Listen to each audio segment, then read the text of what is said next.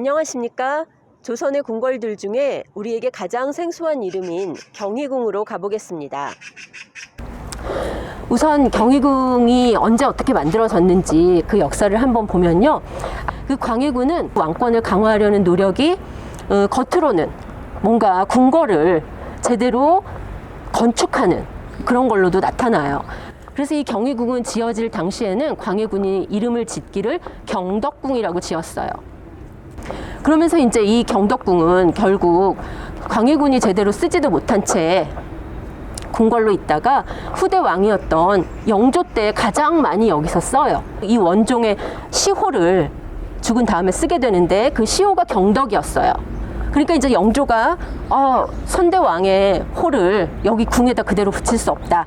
그래서 그때부터 영조가 경희궁이라는 궁 이름을 쓰게 됩니다. 정조가 떠난 이후에 여기는 한 그 후 200년 동안 여기는 궁궐로서 이제 다신 거의 찾아오는 왕들이 없었습니다. 방치되다 보니까 일제강점기가 되면서 다 뜯어요.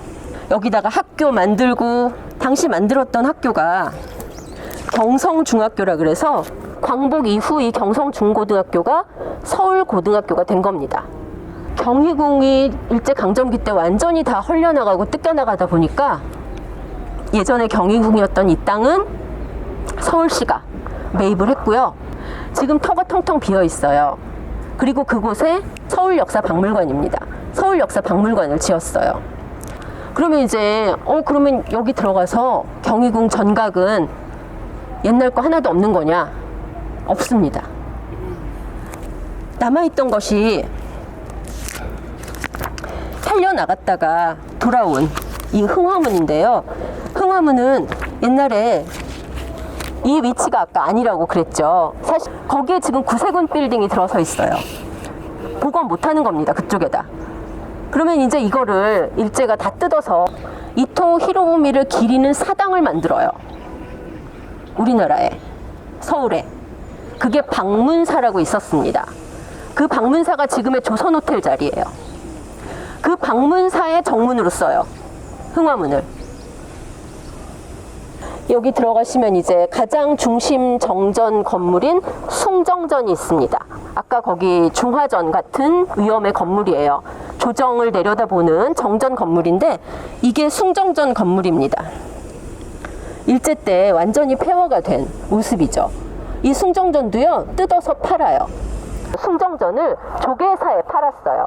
그러니까 거기서 세운 학교에 불당으로 씁니다. 정각원이에요. 그래서 그것과 똑같이 만들어서 여기는 이제 다시 재현해 놓은 그런 숭정전 건물이 되겠습니다. 그러다 보니까 여기 경희궁은 완전히 다른 궁궐보다도 제일 심하게 완전히 파괴됐다가 그나마 요만큼 복원된 그런 현장을 보실 수 있습니다. 예, 여기는 이제 태령전이라 그래서 뭔가 신령한 큰 영을 모셔놓은 곳이다. 네, 영조의 어진입니다. 그래서 어진이 모셔진 곳이 아까 선원전이다 그랬는데 이 선원전 일제강점기 때도 창덕궁이 마지막 선원전이었고요. 한국전쟁 때 부산에서 화재를 만나 어진들이 거의 다 불탑니다. 그래서 지금 현재 남아있는 어진들은 이제 표준 영정이라 그래서 상상해서 그린 것들이 대부분이고요. 이렇게 영조의 어진 같은 거는 그 선원전 이외의 장소에 있었던 거는 이렇게 남아 있습니다. 하여튼 영조의 어진은 저 인물 그대로라는 거. 있는 산이 인왕산입니다. 그래서 이제 인왕산하고 백악산하고는 거의 붙어 있는데 도성에 둘러싸고 있는 4개의 산을 내사산이라고 하거든요. 안쪽에 있는 4개의 산이다. 내사산이 백악, 낙산, 타락산이에요. 목멱산, 인왕산 이렇습니다. 그 중에 이제 경희궁은 주산이 저 인왕산이 뒤에 있는 주산이 되겠어요. 이제 궁궐의 기본 원칙에 따라 이렇게 궁궐을 배치하면요, 맨 앞에 그 남문이 있고요. 그게 여기서는 흥화문이었죠. 그리고 보통은 3개의 문을 통과해요. 그래서 황제 국가는 5개의 문을 통과하고요. 왕의 국가는 3개의 문을 통과합니다. 그래서 이제 경복궁이나 창덕궁이나 이런 데들은 다 3개의 문을 통과하면 정전 건물이 나오는데 경희궁이나 그 저쪽 아까 덕수궁이나 이런 문들은 이제 좀 나중에 지어지면서 좀 생략해서 여기는 그냥 두 개의 문만 지금 통과했죠. 흥화문, 숭정문. 그래서 정전이 나왔어요. 정전 뒤에 있는 여기는 문을 하나 또 통과해서 뒷건물로 왔는데 여기 이제 보통 우리가 왕이 공식 행사를 하는 곳은 정전. 여기는 보통 집무실, 왕의 집무실입니다. 그런 거를 이제 궁궐에서는 편전이라고 해요. 편전 건물입니다. 자정전이라고 해서. 그리고 이 뒤에 침전 건물이 곳곳에 있었을 텐데 지금 여기 복원은 그런 것까지는 다 되지가 않았죠. 이 옆으로. 자, 만약에 이 경희궁을 완전히 복원한다 그러면 이런 모습일 것이다. 근데 요만큼의 경희궁 중에 지금 요만큼 있는 거예요. 지금 요만큼 있고요. 여긴 서울역사박물관 이렇게 자리하고 있는 거예요. 원래 그러면 경희궁의 정문은 어디였냐면 여기였어요. 그래서 남쪽으로 더 확장해서 문이 있을 수가 없어요. 남쪽으로 가면 우리가 왔던 정동길입니다. 그러니까 여기 원래 흥화문이 있었고요. 지금 여기 구세군 빌딩 자리. 금천교가 있어요. 이 금천교는 지금 발굴해서 제자리에 있습니다. 우리 이따 내려가다 보실 겁니다. 그리고 여기 서울역사박물관 앞에 그러니까 지금 경희궁을 다 복원을 할 수가 없어요. 이미 서울역사박물관을 만들면서 그 지하 유구도 다 훼손됐을 것이라고 봅니다. 그러면 경희궁이 이런 모습이었는지 어떻게 알지? 다행히도 옛 궁궐들의 모습이요. 창덕궁, 창경궁은 동궐이라 해서 동궐도라는 그림이 남아있어요. 그림이 채색된 상태로 남아있고요.